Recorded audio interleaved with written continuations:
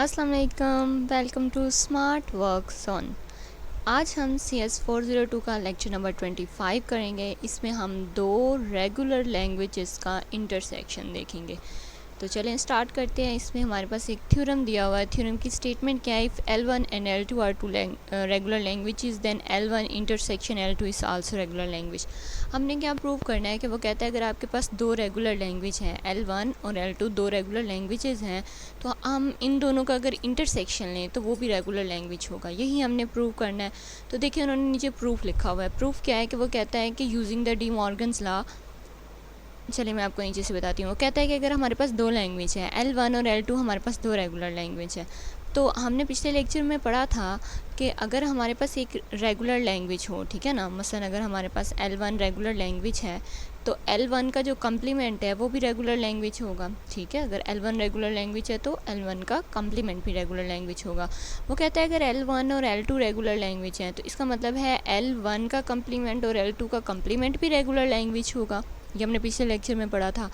तो वो कहता है कि ठीक है, अगर L1 और L2 रेगुलर हैं तो L1 कम्प्लीमेंट और L2 कम्प्लीमेंट भी रेगुलर है। तो हमने एक और चीज़ पढ़ी थी कि अगर L1 और L2 रेगुलर लैंग्वेजेस हों तो जो है वो L1 का यूनियन और L2 का यूनियन भी रेगुलर लैंग्वेजेस होती हैं। तो वो कहता है कि अगर L1 का कम्प्लीमेंट और L2 का कम्प्लीमेंट रेगुलर लैंग्वेज है तो इसका मतलब है L1 का कम्प्लीमेंट यूनियन L2 का कम्प्लीमेंट भी जो है वो रेगुलर लैंग्वेजेस होंगी, ठीक है ना। मैं एक दफ़ा आपको दोबारा बताती हूँ। देखें, अगर हमारे पास L1 और L2 रेगुलर लैंग्वेज हैं तो L1 कम्प्लीमेंट और L2 कम्प्लीमेंट भी रेगुलर लैंग्वेज होंगी, ठीक हो गया। और अगर L1 कम्प्लीमेंट और L2 कम्प्लीमेंट रेगुलर लैंग्वेज हैं तो फिर L1 complement union L2 complement भी रेगुलर लैंग्वेजेस होंगी। अब हमने प्रूव क्या करना है? प्रूव हमने ये करना है कि इंटरसेक्शन जो यूनियन है वो तो हमने पढ़ा ही हुआ है कि वो तो होता ही है। इंटरसेक्शन प्रूव करना है। तो इंटरसेक्शन प्रूव करने के लिए हम क्या करेंगे कि देखिए हमने कहा कि L1 का कम्प्लीमेंट यूनियन L2 का कम्प्लीमेंट रेगुलर लैंग्वेज है। तो अगर हम इस होल का कम्प्लीमेंट ले लें तो वो L1 इंटरसेक्शन L2 के इक्वल हो जाएगा। तो ये अगर हम प्रूव कर दें कि ये जो है ये रेगुलर लैंग्वेज है तो फिर प्रूव हो जाएगा कि ये भी रेगुलर लैंग्वेज है। तो बस यही हमने प्रूव करना है। ये यहाँ प्रूव तो उन्होंने बहुत इजी लिख दी है। अगर आपको प्रूव की बात करें तो आपने सिंपल ये लिख देना और आपका प्रूव हो जाएगा कि L1 कम्प्लीमेंट और L2 कम्प्लीमेंट का यूनियन लो और इनका होल कम्प्लीमेंट लो तो वो आगे जो है L1 इंटरसेक्शन L2 के इक्वल हो जाएगा, तो प्रूव हो गया, ठीक है। लेकिन इसके नीचे उन्होंने हमें एक एग्जाम्पल दी हुई है, वो बहुत डिटेल में है, तो हम एग्जाम्पल देख लेते हैं। एग्जाम्पल इस तरह है कि उसने हमें दो लैंग्वेजेस दे दी हैं L1 और L2। वो कहता है जो हमारी L1 लैंग्वेज है ना वो सिर्फ डबल ए नहीं, यानी कि हमारी लैंग्वेज जो है वो डबल ए को एक्सेप्ट करती है। अगर हमारे जो वर्ड है उसके अंदर डबल ए हो तो ही वो उसे एक्सेप्ट करती है। तो ये देखें, हम यहाँ पे जब एक ए देते हैं तो वो उसे एक्सेप्ट नहीं करता, उसके बाद जब हम एक और ए देंगे तो वो एक्सेप्ट कर लेगी। तो इसका मतलब है ये डबल ए एक्सेप्ट कर रही है, तो ये हमारी होगी L1। इसे हमने कह दिया FA1, ठीक है। ये हमारी L1 लैंग्वेज होगी। L2 लैंग्वेज के बारे में कहता है कि यहाँ हमारे पास जो है ए जो है वो इवन होने चाहिए, ठीक है। चाहे आप ए के साथ कुछ लिख भी लो, ए डाल लो, उसके बाद बी डाल लो, फिर ए डाल लो, लेकिन बस आपकी जो वर्ड बना है उसके अंदर जो है ए हैं वो इवन होने चाहिए। तो ये देखें, हम चेक करते हैं, अगर हम एक ए देते हैं तो वो ओड होता है, वो एक्सेप्ट नहीं होगा। इसके साथ हम एक और ए देंगे तो ये इवन हो जाएगा, ये हमारा एक्सेप्ट हो जाएगा। ये आपको पता है कि ये जो प्लस होता है ये एक्सेप्ट करने का साइन होता है। तो जब हम एक और अगर ए दे दें तो वो तीन हो जाएंगे, ओड हो जाएंगे, वो एक्सेप्ट नहीं होगा। लेकिन जब एक और ए देंगे तो वो चार हो जाएंगे, इवन हो जाएगा, तो वो एक्सेप्ट हो जाएंगे। तो इस तरह ये हमारा जो FA2 है ये हमारी लैंग्वेज L2 हो गई। तो हमने जो L1 है उसे FA1 कह दिया और L2 को FA2 कह दिया। ये हमारे पास दो FA आ गए हैं। इनके सबसे पहले हमने रेगुलर एक्सप्रेशन लिख लेनी है। रेगुलर एक्सप्रेशन किस तरह लिखते हैं ये चेक करें। हमें क्या चाहिए था इसमें? Double A. L1 में ना इसे हमें चाहिए थे डबल ए, तो हमने लिख लिया डबल ए ज़रूरी है, ठीक है। उससे पहले हमने लिखा है, चाहे आप ए लिखें या बी लिखें हमें कोई फ़र्क नहीं पड़ता, A + B डालो, ऊपर प्लस का साइन डाल दो। इसका मतलब है चाहे ए लिखो, बी लिखो या कुछ भी ना लिखो, ठीक है ना, इसका ये मतलब है। तो हमने बाद में भी लिख दिया, हमने कहा हमें डबल ए ज़रूर चाहिए, उससे पहले चाहे कुछ लिखो या एंड पे लिखो या ना लिखो, उससे कोई फ़र्क नहीं पड़ता। तो ये हमारी होगी रेगुलर एक्सप्रेशन फर्स्ट वाले की, FA1 की। FA2 की रेगुलर एक्सप्रेशन लिखेंगे तो वो किस तरह आएगी कि यहाँ हमें ए जो है वो इवन चाहिए। तो ये देखें, उसने कहा है कि ये देखें, आपने ए के ये लेना है और ये ए लेना है, 2 ए ज़रूरी हैं। बी के ऊपर उसने स्टार लगा दिया है कि बी आप चाहे लें चाहे ना लें, उससे कोई फ़र्क नहीं पड़ता, लेकिन जो 2 ए हैं वो आपने ज़रूर लेने हैं।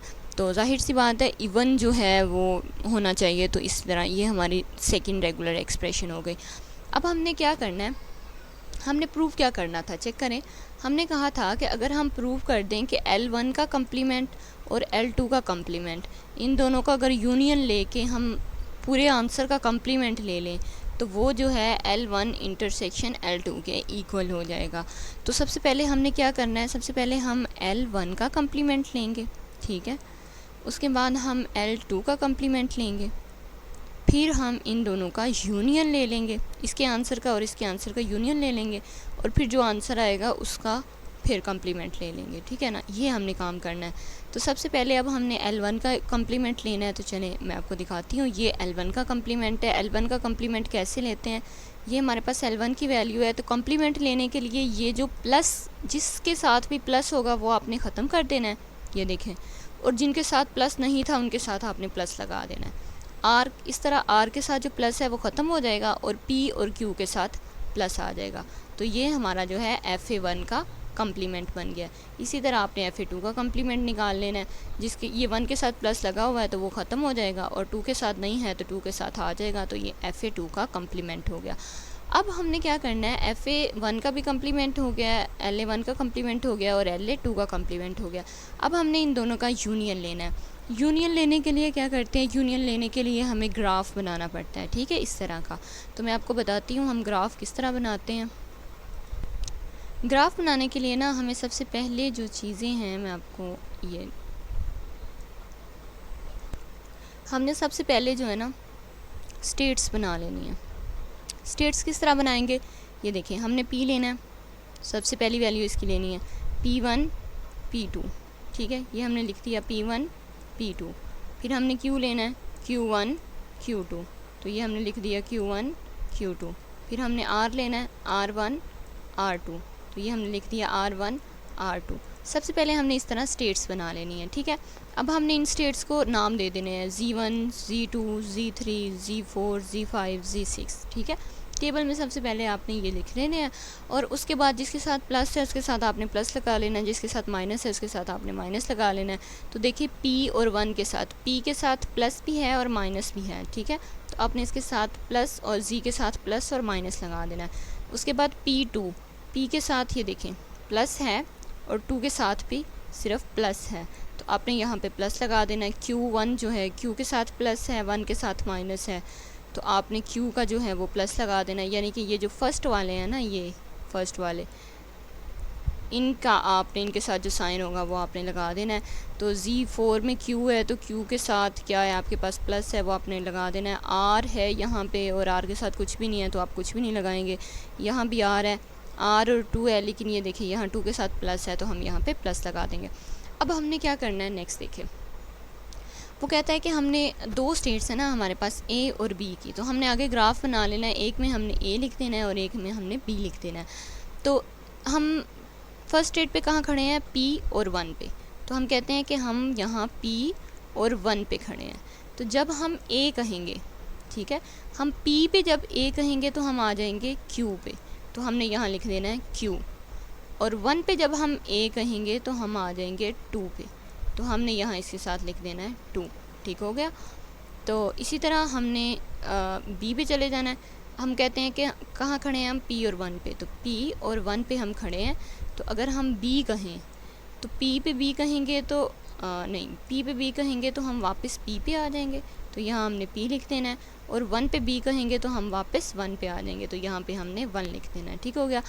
तो क्योंकि ये देखें Q और 2 हमारा Q और 2 के साथ क्या था Z4, तो यहाँ हम Z4 लिख देंगे, और P और 1 के साथ क्या है Z1, तो यहाँ पे हम Z1 लिख देंगे। इसी तरह आपने सारी स्टेट्स जो हैं वो फाइंड कर लेनी है। Z2 को P और 2 है, तो P और 2 पे आपने आ जाना है। P पे आप A पुट करेंगे तो Q, और 2 पे A पुट करेंगे तो 1, तो आपका Q और 1 आ जाएगा, ये लिखा गया। उसके बाद आप इस पे B पुट करेंगे तो P, और इस पे B पुट करेंगे तो 2, तो ये आपका P और 2 आ जाएगा, ये आपने यहाँ लिख दिया। Q और 1 वाली वैल्यू यहाँ से आप ढूंढें, ये Z3 है तो आप इसके साथ Z3 लिख दें, और P और 2 जो है वो आपका Z2 है तो इसके साथ आप Z2 लिख दें। इसी तरह आपने ये सारे फाइंड करके ये आपने ग्राफ बना लेना है। इस ग्राफ को बनने के बाद मतलब आपका ये जो ग्राफ है ये आपका तैयार हो गया। अब आपने क्या करना है, ये देखिए ये यहाँ ग्राफ बना हुआ है, ये तो ये आपका अब ग्राफ तैयार हो गया। अब इस ग्राफ को देखते हुए आपने क्या करना है कि ये जो है डायग्राम तैयार करनी है। तो मैंने यहाँ ये देखें ग्राफ साथ रख लिया। तो ग्राफ इस तरह है कि हम सबसे पहले कहाँ खड़े हुए हैं, Z1 पे, ठीक है। तो आपने यहाँ Z1 पे खड़े हुए हैं, उसके साथ आपके पास क्या है, प्लस और माइनस दोनों, तो आपने प्लस और माइनस लगा लिए, ठीक है। अब आपने क्या करना है, ये देखें Z1 पे आपके पास प्लस माइनस थे, तो Z1 पे जब आप A कहेंगे तो आप कहाँ चले जाएंगे, Z4 पे। तो आप Z1 पे जब A कहें तो आप आ गए Z4 पे। ये आपने इस तरह एक इधर Z1 लिखा था, इधर आपने Z4 लिख देना है और एक एरो लगा के यहाँ A लगा देना है। तो Z1 पे जब आप B कहेंगे तो आप कहाँ जाएंगे, Z1 पे जब आप B कहेंगे तो आप चले जाएंगे Z1 पे, ठीक है ना। तो ये देखें Z1 पे जब आप B कहते हैं आपने वहीं लूप लगा दिया, Z1 पे B कहेंगे तो आप वापस Z1 पे आ जाएंगे। इसी तरह आपने अब Z2 ले लेना, क्योंकि Z2 हमने अभी नहीं बनाया तो हम पहले Z4 ले लेते हैं, ठीक है ना। हमने अभी तक क्या बनाया था, Z1 और Z4 बनाए थे ना, तो Z4 को देख लेते हैं। Z4 पे आप A कहेंगे तो Z5 पे आ जाएंगे, ये आपने इस तरह Z5 बना लेना है। और इस पे आप Z4 पे B कहेंगे तो आप Z2 पे चले जाएंगे, तो आपने यहाँ Z2 बना लेना है, ठीक है।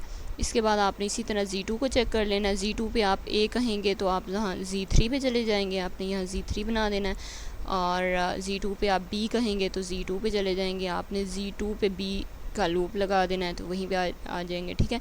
इसी तरह आपने 3, 5 और 6 तीनों का सबका कर लेना है। जो हमारे 6Z है ना, सबका एक डायग्राम बना लेनी है। तो ये आपकी जो है डायग्राम कंप्लीट हो जाएगी।